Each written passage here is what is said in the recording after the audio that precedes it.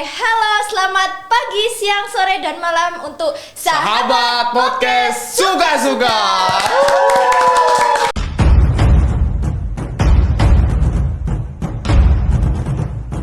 Oke Sarah, kali ini bintang tamu kita nih menarik banget nih. Nah, sebelum itu, Devangga, Oke. kalau ada peribahasa tak kenal maka tak sayang. Nah, kalau udah kenal malah nggak sayang-sayang. Aduh, Parah gimana banget, ini? aduh. Oke, jadi kenalin teman-teman, saya Zara Kusuma Rizky dan rekan saya. Devangga Kalananda Hartanta Putra.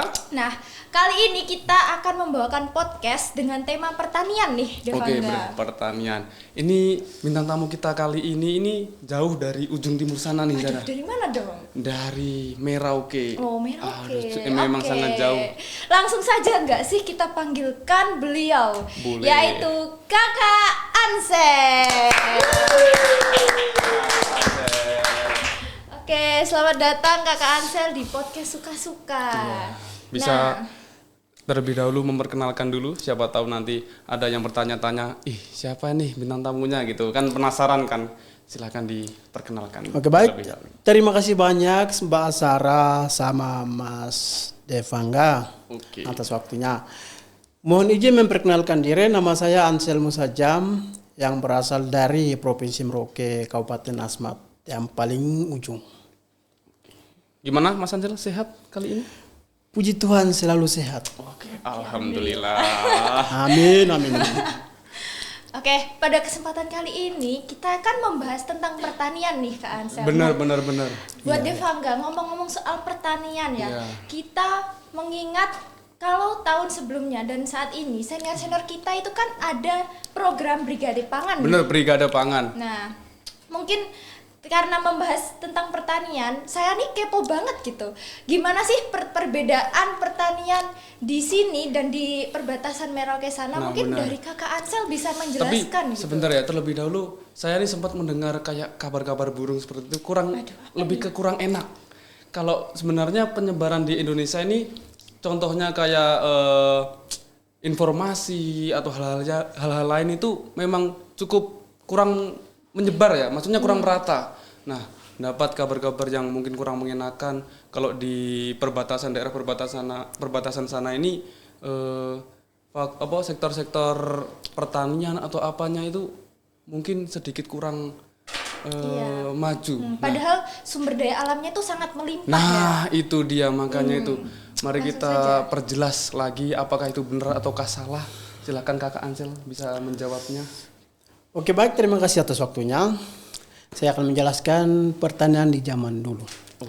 Mulai dari 2007 pada saat Bapak Bupati John Gebse, dia mencalonkan bupati dan dia jadi bupati, beliau mulai berpikir bahwa bagaimana lahan-lahan tersebut, lahan-lahan yang masih luas, yang masih besar, dia harus mengolah.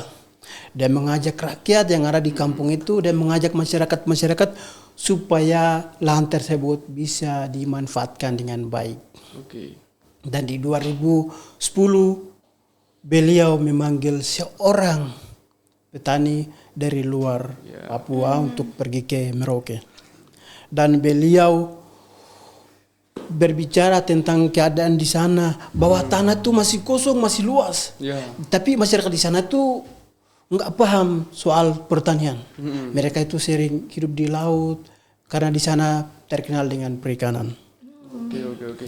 Nah, saya sama Zahra ini mau lebih penasaran atau lebih difokuskan ke revolusi pertaniannya nih. Nah, Betul banget. Kita kepo banget nih, revolusi pertanian di daerah Merauke itu seperti apa? Ya, dari awal mulai masuknya tadi pada tahun 2000 berapa tadi? 2007. 2007 tadi sampai ke sekarang nih gimana? Nah, dari 2010 sampai dengan 2015 mereka mulai mengenal yang namanya pertanian. Iya. Mereka mulai mengenal yang namanya skop, cangkul, dan jonder. Oke. Karena di sana mereka sudah mulai mengetahui bahwa ternyata barang ini yang namanya jonder, barangnya yang namanya traktor. Mulai mengenal. Oke, mohon maaf Kakak Ansel. Berarti untuk sebelum tahun itu pertaniannya gimana nih di sana? Sebelum tahun 2010 sampai 15, sebelumnya tuh mereka menggunakan menggunakan tangan untuk mencangkul tanah. Oke, bentar. Tangan ini maksudnya mencangkul menggunakan tangan. Memang kita pakai tangan atau di Tangan sebagai alat bantu untuk mencangkul. nggak ada alatnya? Nggak ada. Berarti cangkul itu mulai dari 2010 begitu ya? Nah, Oke, memang bener-bener. benar-benar. Oke, bener-bener.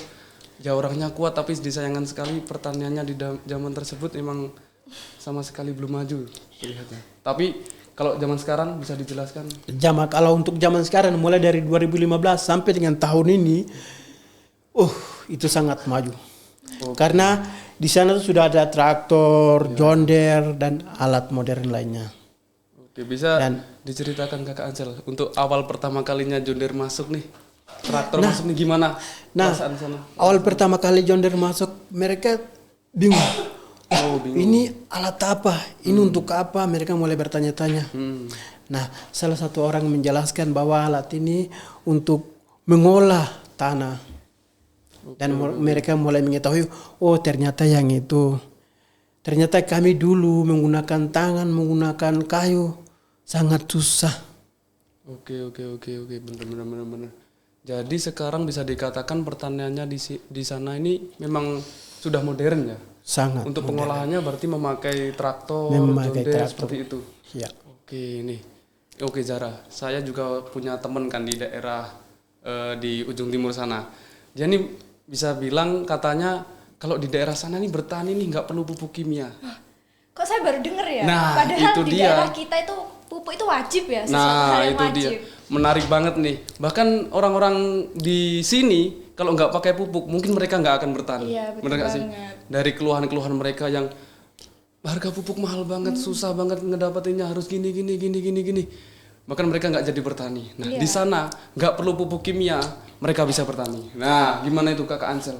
Oke, baik, saya akan menjelaskan. Di sana tanpa pupuk pun tetap subur tanaman apapun itu. Keren banget. Nah, ada salah satu yang mewakili pupuk, yaitu sarang ayam utang. Sarang ayam Saya baru hutan. denger ini. Ini menarik nih, sarang ayam hutan. Iya. Mungkin kita aja nggak tahu ayam hutan yang gimana, apalagi sarangnya. Iya, betul Ya, banget. Ya kan? Bahkan kita mungkin ke hutan aja nggak pernah ya. Kalau saya nggak pernah sih bener-bener ke hutan nggak pernah. Jadi saya nggak tahu gimana bentuknya sarang ayam hutan. Nah, bisa diceritakan Kakak Ansel. Nah, saya sarang akan ayam menceritakan. hutan. Sarang ayam utang itu adalah seekor burung. Dia kalau bersarang, dia punya sarang, kami ambil, kami angkat. Itu bisa sampai dapat 2-3 karung. Oke, Ya, berarti dapat 3-4 banyak karung. juga ya. Banyak. Dan di sarang itu ada tercampur, ada daun, ada kotorannya dan ada tanah. Oh. Dan otomatis itu Oke. pokoknya bagus. Berarti yang dimanfaatkan ini dari kotorannya, dari sarangnya itu ada daun-daunnya. Nah, Bisa dikatakan memang pupuk organiknya mereka sangat organik ya, bisa diambil dari Sangat, hutan. sangat, Kalau di sini kan kalau di sini ya Kakak Ansel, kalau semisal mau pakai pupuk organik nih, kalau nggak beli ya bikin. Nah, bikinnya juga bahan juga dikit banget karena memang peternakan juga nggak terlalu yang gimana ya. Orang-orang kalau bertani nih memang apa-apa nih maunya yang simple. Kayak ya tadi itu menggunakan pupuk kimia itu. Nah, kalau di sana nih sampai sekarang masih menggunakan sarang ayam hutan itu atau sudah beralih ke pupuk kimia atau dicampur atau bagaimana? Oke, baik. Jadi dari 2010 sampai dengan 2015 Ya. itu mereka di sana masih menggunakan sarang ayam hutan. Oke. Nah, sarang ayam hutan dari 2015 sampai dengan saat ini itu baru mereka mulai mengenal namanya pupuk. Oke, Ya, namanya pupuk. Dan di sana di kampung saya masih di pedalaman-pedalaman mereka masih menggunakan sarang ayam hutan. Karena mereka percaya bahwa sarang ayam hutan itu lebih bagus daripada pupuk. Dan kalau mereka menanam sayur, cabai, daun pun tidak ada yang luka dan tidak ada hama yang ada di daun. Wah, keren banget. Berarti nggak ada perawatan khususnya ya? Tidak ada. Tidak ada. Tapi kalau memang tadi kalau dari segi pengolahannya kan memang sudah modern ya. Iya. Nah, tapi kalau dari segi perawatan, nah ini perlu diketahui lagi nih. Bagaimana dari perawatannya Kakak Ansel? untuk di daerah saya mengetahui selama saya di sana cara perawatannya tuh masih menggunakan tradisional. Oke. Ya, masih menggunakan tradisional. Tradisional yang seperti apa? Mungkin Seperti dari Kakak bisa contoh jelaskan. menyiram tanaman menggunakan gayung sama ember. Ember untuk isi air dan gayung untuk menyiram tanaman yang ada di situ. Ya, berarti memang dari segi yang modernnya ini masih dalam pengolahan lahannya aja. Iya, Betul masih. banget, sangat disayangkan. Iya. Ini perlu di highlight lagi mungkin dari pemerintah juga lebih menyebar atau memeratakan lagi di sektor pertaniannya. Betul Karena emang Iya. bakalan sangat sayang banget nih kalau nggak dimanfaatkan karena Iya. tanahnya aja nggak pakai pupuk kimia aja udah tumbuh. Bagaimana lagi kalau memang sudah dimanfaatkan maksimal lagi, Iya, ya kan? apalagi kan sumber daya alamnya di sana sangat-sangat melimpah gitu ya. Itu dia. Atau apa sih Kakak Ansel bisa diceritakan? Mungkin ada hal-hal menarik pertanian yang membedakan. Kan Kakak Ansel kan kuliah di sini nih, udah kuliah di sini. Nah, bagaimana mungkin Kakak Ansel bisa jelaskan apa sih perbedaannya? Oh, ternyata di sini gini, ternyata di sana seperti ini. Nah, apa yang nggak ada di sini? Mungkin yang malah Kakak Ansel baru tahu di sini nih, apa bisa diceritakan hal menariknya? Oke, saya akan menceritakan.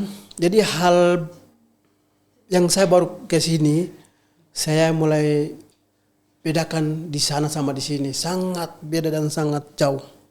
Oke. Di sana dulunya saya menggunakan cangkul. Ya. Contoh kayak penyiraman tanaman, saya harus menggunakan ember. Ya. Di sini selama saya ke sini sangat jauh dan sangat beda. Oke. Di sini pakai alat-alat modern yang canggih-canggih. Bener. Terus mungkin dari Kakak Zara ada pertanyaan lagi apa? Oke, mungkin harapan Kakak Ansel ya. Harapan Kakak Ansel itu seperti apa untuk pertanian di perbatasan Merauke sana untuk kedepannya? Benar. Oke, baik. Harapan saya merasa bahwa lahan-lahan tersebut yang ada di sana, tanah-tanah tersebut yang ada di sana masih sangat luas. Dan kasihan kalau tidak digunakan. Benar. Jadi harapan saya pulang dari sini, saya akan mengajak rakyat di sana, saya akan mengajak masyarakat yang ada di sana yang mereka belum mengetahui tentang dunia pertanian. Saya akan mengajak mereka, mari kita bertani. Kasihan tanah lahan yang kosong ini kalau kita dibiarkan sangat-sangat kasihan. Mari kita manfaatkan tanah. Kita menanam tanaman, menanam sayur, dan kita memasar bahwa mereka yang di luar sana, mereka akan heran dengan kita punya pemasaran yang ada di sana, dan mereka akan mengetahui bahwa pertanian di Merauke sangat-sangat maju. Oke, bagus banget. Ya. Semoga harapan dari Kakak Ansel ini segera terwujud ya. Amin. Oh ya, saya tadi lupa bertanya masalah komoditas utama di sana nih apa sih sebenarnya Kak Ansel? Oh iya, komoditas utama yaitu padi. Oh, padi di sana ya. Karena saya lihat di sana, tanah di sana sangat cocok untuk menanam padi. Karena komoditas utamanya adalah padi di sana. Ngomong-ngomong soal padi nih, kalau di Merauke sana itu mendatangkan benih padinya itu dari mana atau seperti apa gitu? Ya. Ya, setelah saya di sini dan saya mulai mengetahui, saya mulai cari informasi di sana bahwa mereka mendatangkan padinya itu dari Jawa. Ya, mereka bawa ke sana. Mereka mulai memamerkan di sana. Mereka mulai menjelaskan bahwa ini padi, cara nanamnya begini, langsung diterangkan ke sana. Jadi mereka kirim dari sini ke sana. Berarti di sana memang belum ada ya kayak pembibitan, pembenihan atau bagaimana itu masih belum ada ya? Ya kalau bilang bibit sekarang itu memang di sana komoditasnya ya padi, otomatis bibitnya semua ada. Oke, Ya, tapi didatangkan dari Jawa tadi kan? didatangkan, ya. Oh ya benar. Memang pertanian di sana ini sebenarnya ini bagus banget ya Kakak Zara. Dari segi tanahnya, kalau dilihat tadi dari unsur haranya di sana ini memang masih benar-benar bagus. Tadi pertanian modern baru masuk di tahun 2010 ya?